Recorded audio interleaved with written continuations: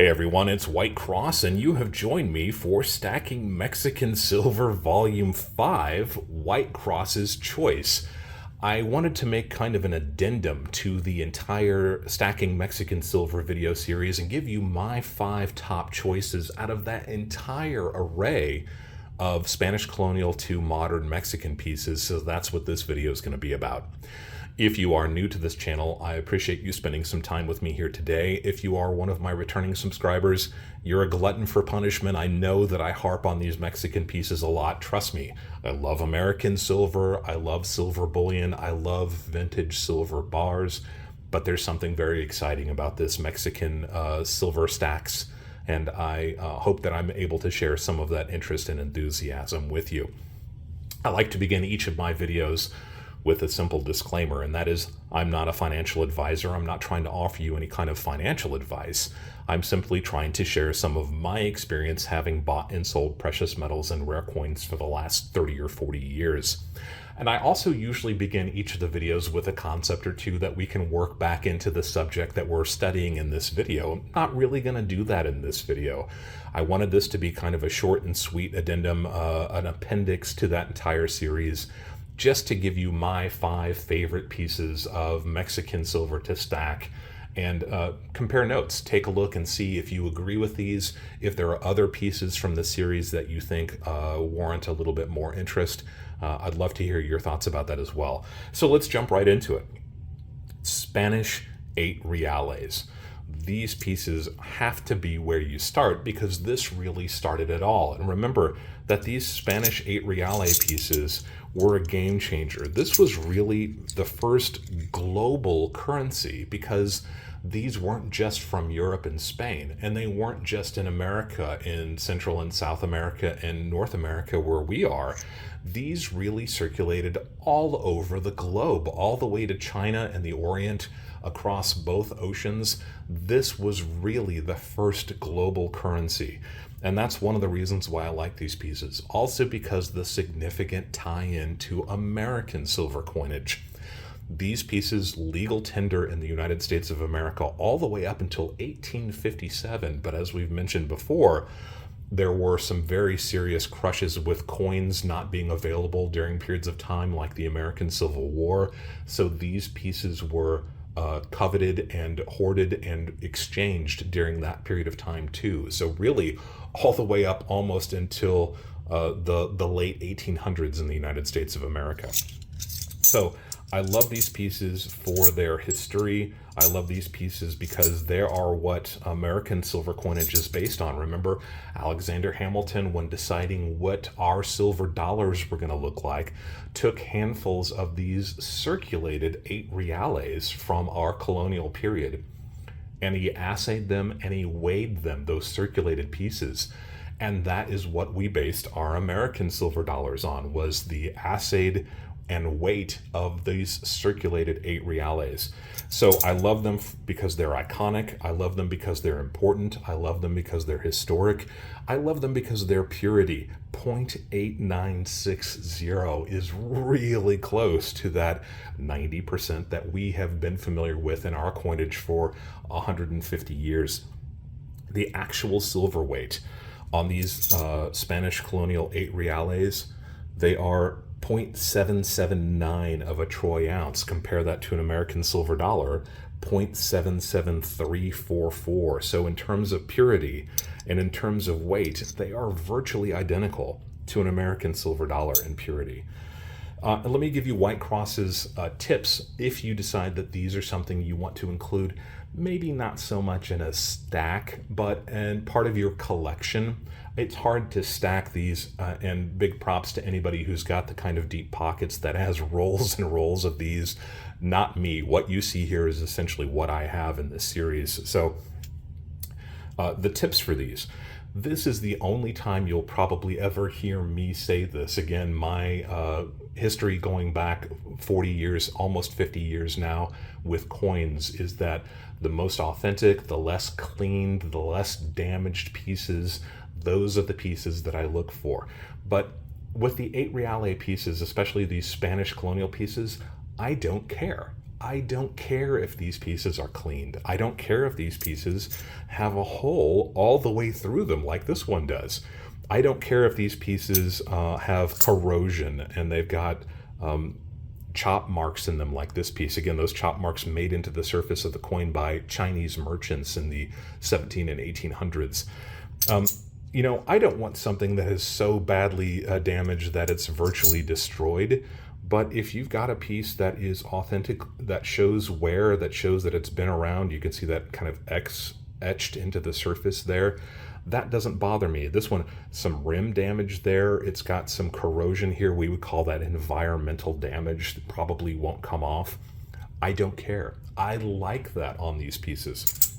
So one way that you can get into these pieces affordably is to look for those pieces that have a little bit of damage. There are pieces from a famous Spanish colonial shipwreck called the El Cazador, and those pieces sunk, I believe, off the coast of New Orleans, believe it or not.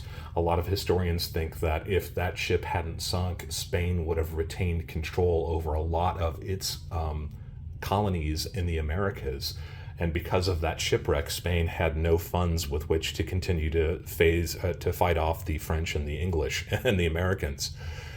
So look for those El Cazador pieces. They have what we call shipwreck effect. That means they were tossed and churned in all sorts of storms at the bottom of the ocean. They suffered from being clanked together. They suffer from environmental damage, from saltwater damage. A lot of them are very porous and have pits all the way through them. I don't mind those. The El Cazador pieces were discounted for a long period of time, and now they've kind of become collectible. So if you are one of those people that has an El Cazador piece, it's got some authenticity to it, and you also know exactly where it came from and where it ended up. And that doesn't happen very much with pieces of this age, pieces going back 200, 225 years. To know exactly where that one was minted and where it laid at the bottom of the ocean for 200 years is really kind of cool. That history comes along with these pieces. So number one in White Cross's choice for all of the Spanish colonial to Mexican pieces, it has to be these 8 reales. Try to find these affordably if you can. Use those holes and that damage to your advantage if you can. Try to get these pieces for $40, $50, $60 if you can. And then maybe if you really enjoy having them, work your way up to those pieces that have been authenticated and are slabbed by NGC or PCGS in one of these holders. There are counterfeits of these pieces out there. Unfortunately, there are counterfeits of a lot of coins now, but these 8 reale pieces, one of the most counterfeited piece in this entire genre of the Spanish colonial to Mexican pieces. Keep your eyes out for those counterfeits. Use some due diligence. Take a loop with you. Try to take a scale with you if you can when you're buying these. Ask your dealer if they have a sigma so you can test it and see if it's actually the proper silver weight of about 90% pure and somewhere around that 0.779 of a troy ounce. It will benefit you in the long run. So I don't mind hold, I don't mind damaged, I don't mind cleaned with these pieces, but nobody wants a counterfeit, so use a little bit of caution with them. Number 1 in my top 5 picks. Number 2 is the Mexican 8 reale pieces, followed shortly after Mexico gained its independence from Spain.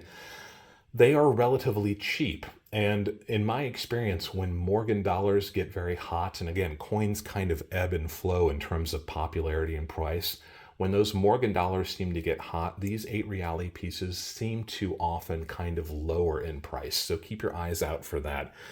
I love these because of their historical nature. Our connection with Mexico is undeniable. We've talked about some of the similarities with which these pieces were made, the same design elements in a lot of ways. I mean, it's hard to argue with a great big eagle on the back. That sounds just like our coinage, right?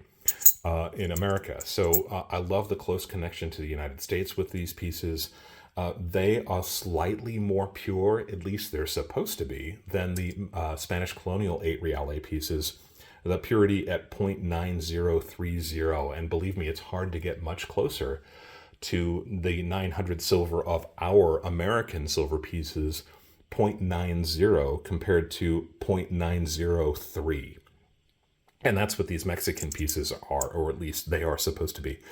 Actual silver weight 0.7859 versus 0.77344. So virtually identical in purity, virtually identical in weight to the American pieces. My tips for these: look for pieces that haven't been cleaned. For these, I would rather have a lower grade coin that has some authenticity to it. So those original surfaces, it shows some wear. It shows that it was minted under slightly more crude conditions than maybe some of the other pieces of this era. I like that, but I don't like pieces that have been overly cleaned. So if I had a choice between the two of these Mexican 8 reales and even the pesos of kind of that same period of time, we've talked about that in the video where we discussed this series, look for those pieces that have honest, even wear, and maybe not pieces that have been cleaned. Rather have a lower grade piece in that with even honest wear than a higher grade piece that has been cleaned with these. Again, my personal preference, but this is my video on my top 5 picks, so that's why I'm talking about them. This is kind of interesting. This is a contemporary counterfeit of this series. So this, a copper coin with silver wash to it. Picked this one up being authentic back 10, 15 years ago, and it is definitely not. Another good reminder, contemporary counterfeits mean it was actually made as a counterfeit back when these coins were circulating. There are counterfeits of these pieces out there, pieces that have been made recently in places like China that are made to deceive collectors. Be careful. Due diligence. Take your scale, take your loop. Ask if your dealer has a Sigma that you can use. So the Mexican 8 reale pieces, number 2 on White Cross's choice of these top 5 pieces from the Mexican silver stacking videos. Number 3 is probably going to come as no surprise to anybody who's watched these videos. My very favorite White Cross's number 1 choice from this entire series are these 1947 to 1948 Cuauhtémocs. These are one of my all-time favorite coins. These 5 peso coins, only made in 1947, 1948. And as I said before, I love the kind of age of archaeological discovery, Indiana Jones kind of vibe going on with these, called the Cuauhtémoc because you can see his name, the Aztec ruler, there beneath his breast. I just love this design. You could look at this design for hours. It is so intricate and so beautiful. A 5 peso coin, 1947, 1948. And this is one of the best examples of where I've talked about all the time about how these Mexican pieces actually say on them what their purity is and what their weight is. 30 grams of 900 silver. That's what these are. They are straightforward as they could possibly be. And because of that, I think these make a really great option to stack if you can find them. My tips for these: look for the 1947s. You can see that date there off to the side, 1947. 1947 was a much smaller mintage. This is a 2-year mintage, but the 47s only had a 5,110,000 versus 27 million of the 1948s. And surprisingly, I have found almost no 1947s of these. Been looking for these for almost 20 years now. I have a very few 1947s. They just don't seem to be out there, for me at least. So a great tip, if you are going to hunt these and you want these as much as I do, look for those 47s if you can.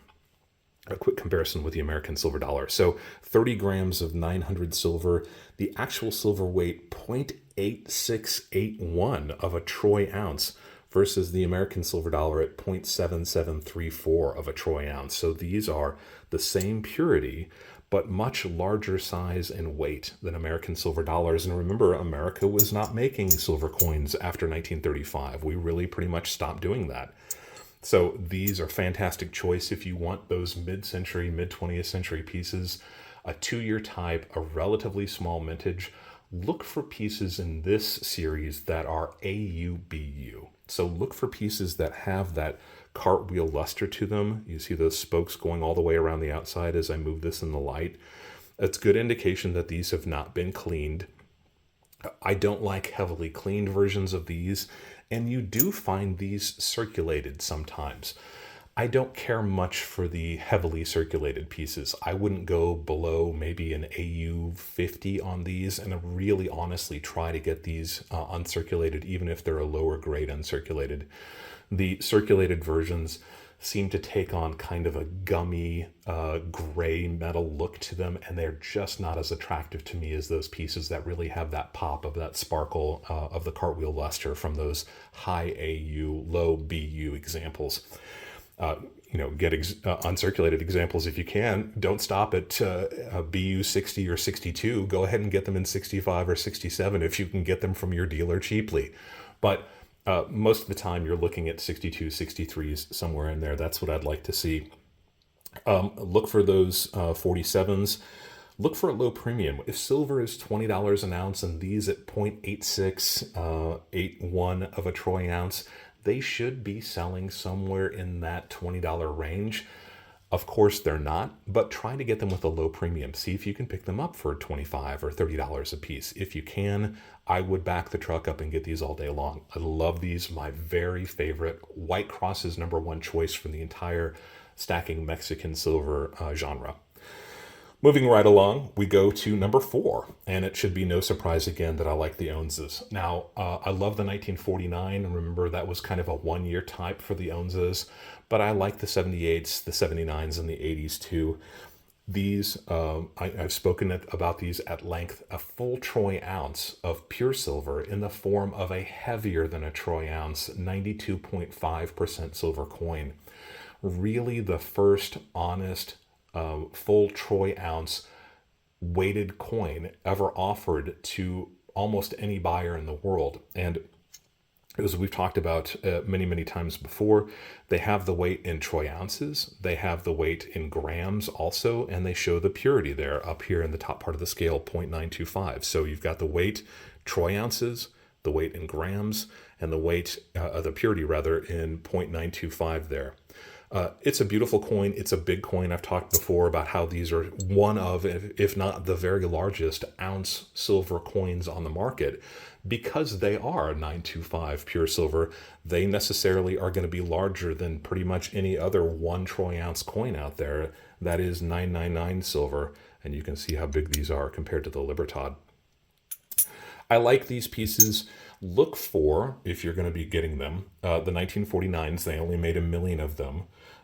Also look for the 1978s. They only made 280,000 of them. So in this series, the modern pieces, 78, 79, and 80, they made something on the order of 10 million of these, but only 280,000 of those 1978s. So that would be my first choice. I like the 1949s also. Grab those whenever I can. These pieces sometimes are cleaned, but they shouldn't be. This is, a 925 silver coin. It never really circulated. Again, not technically a coin. It was never made legal tender. So these pieces shouldn't be circulated. These pieces should all be uncirculated. So if you find one that is circulated, one that's beat up, there's no reason to pick that up. You will find better examples if you keep your eyes open for them. I wouldn't necessarily buy these pieces slabbed like you see here. I don't really think that there's a reason for most stackers to buy these pieces in these slabs. Slabbing generally adds $20 or $30 to the price. On the other hand, if you find a piece that has gorgeous rainbow toning on it, and it's a really high grade, and it's being offered to you with little or no premium, sure, I would pick those up. It all comes down to how much you're paying for it. These are really a silver stacking vehicle. That's what they were made for. That's what their intention is. And remember, even the pieces that were made in the 1980s, in 1980, the last year that they made those, is already almost a 45-year-old coin. So these pieces have legs. I think that these are going to be a nice piece to have in the future. Pick them up whenever I can. Look for those 1949s, look for those 1978s, and make sure that your pieces that you're buying are uncirculated, that have that nice cartwheel luster all the way around them. Avoid those pieces that are cleaned or really badly damaged. You'll find better examples out there. That was my number 4 pick. My number 5 pick, it's got to be the classic Libertad. The Libertad 1982, the series that went all the way through the 80s.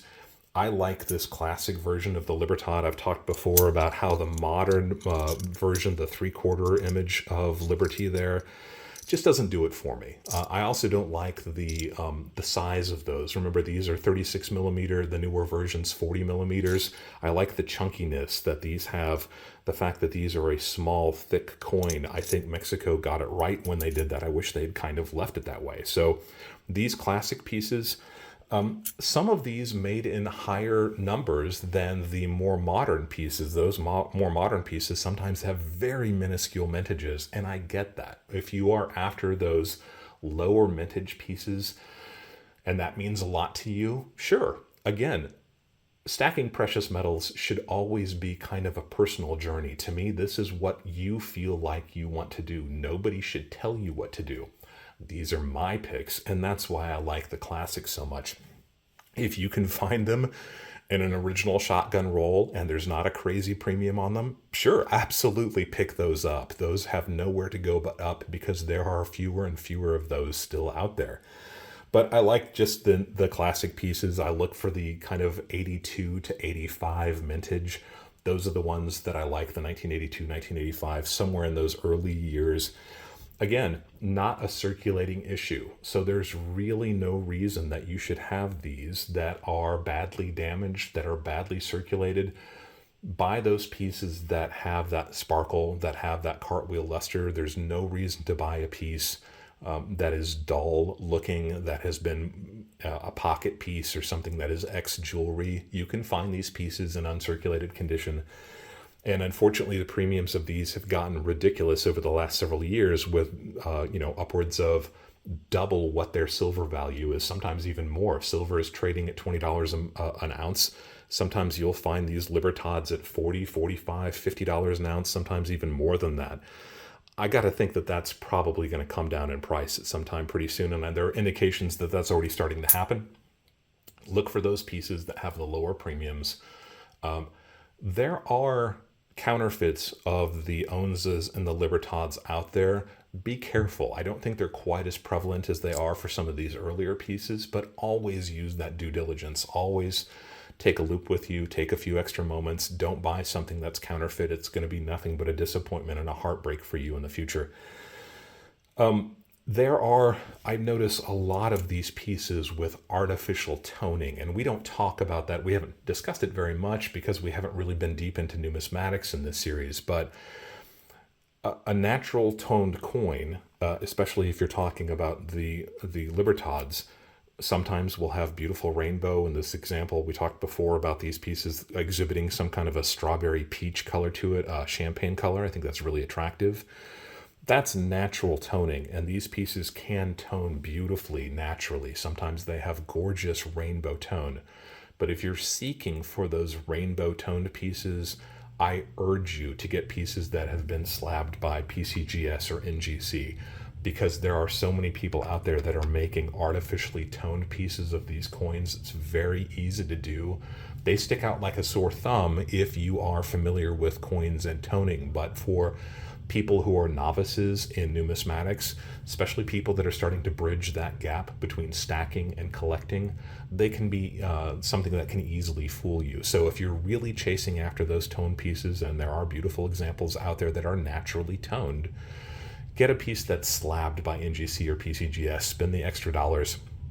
Don't spend $200 on an artificially toned coin when you can find one that has been certified by NGC or PCGS for the same money, and you'll know for sure that those pieces are market acceptable for toning. That means that the market won't doubt them when and if you ever decide to sell.